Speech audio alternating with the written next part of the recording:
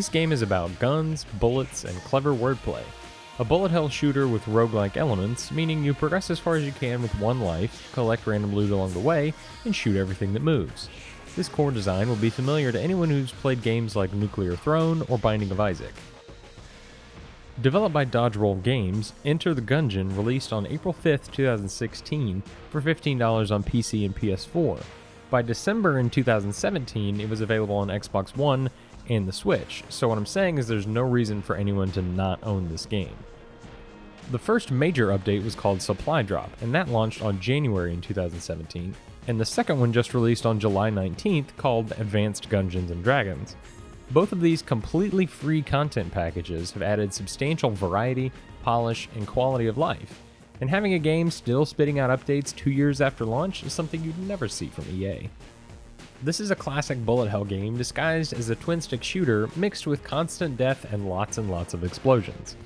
It's a game where randomized drops can make your life easier, but it's your player's skill that will ultimately carry you to victory. And it's this skill ceiling that has continued to drive my addiction to this game. Playing, dying, taking note of what went wrong, and improving. It's like Groundhog Day and Stockholm Syndrome were put into a blender and a controller was plugged into it. I found myself pushing further and further into the gungeon, unlocking more and more options, feeling and seeing my accomplishments. When I first started, I could barely make it to the first floor boss, and I still have a ton of room for improvement, but now I can regularly get to the high dragon near the end of the game. And with the incredible amount of equipment synergies added in the last update, there's always something new to discover. Part of the beauty with the learning process is it gives varied progression. You never feel like you've totally hit a wall because there are lots of mini objectives that keep things moving. There isn't any character leveling or stat boosting to make future runs easier, but there are an astounding number of weapons and items you can unlock, as well as shortcuts, extra characters, extra floors, and run modifiers.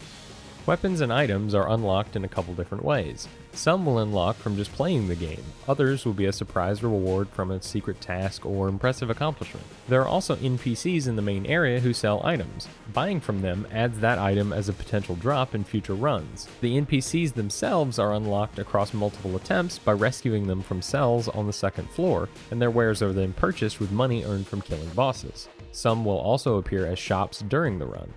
It gives a surprisingly natural feel to your progression, and it feels really good to regularly unlock things even without being able to complete very much of the game.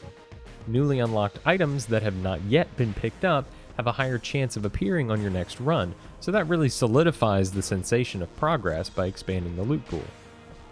In addition to saving NPCs, there are other quest-type objectives that are completed across a number of runs that give you an objective to shoot for every time you enter the gungeon. Hey! My favorite part about all of this is that everything I've mentioned is more or less a secret objective. The game doesn't explicitly tell you to do any of these things.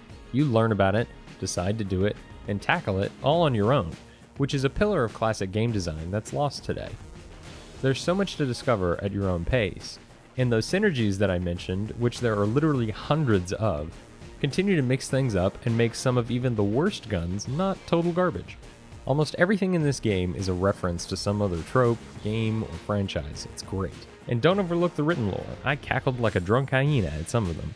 Like the gun shaped like a bullet that fires rotating guns that shoot bullets.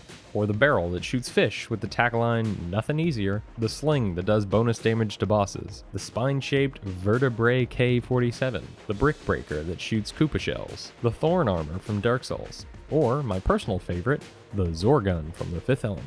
Lilu Dallas Multipass. This is a perfect example of a just one more kind of game. Even though a small piece of my soul dies every time I fail with a bunch of great drops, I still want to jump right back in and do better. When I beat it, there's always something else to unlock or complete, or just prove I can do it again. Now, if I haven't made it clear, this game is hard. You will die, you will not beat it on your first try, you will probably get frustrated. But if you learn from your mistakes, focus on dodging first and shooting second, and think before you roll, you will improve. I love roguelikes, and Enter the Gungeon is one of my favorites. The variety of weapons, items, and layouts coupled with a high skill ceiling make every run engaging. Definitely pick this one up. Take care, Calebite out. Thanks for tuning into this installment of Random Recommendations. Have you played this game? What did you think? What other games would you like to see covered? Leave a comment, hit us up on Twitter, come chat during a live stream, whatever you want. We'd love to hear from you.